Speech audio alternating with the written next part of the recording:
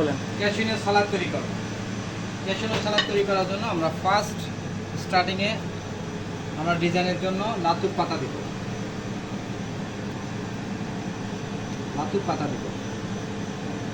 এটা হচ্ছে ক্যাশিউ, আমাদের বাঁচতে হবে এটা ক্যাশিউ 50-50 করে ফলতে হবে। এটা হচ্ছে ক্যাপসিকাম, বালগাছ কি পেঁয়াজ এই দেশের ভাষায় বলা হয় ক্যাপসিকাম।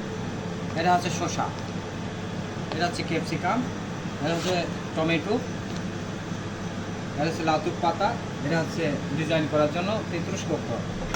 এটা হচ্ছে অনিয়ন, রেড অনিয়ন। এটা হচ্ছে সস।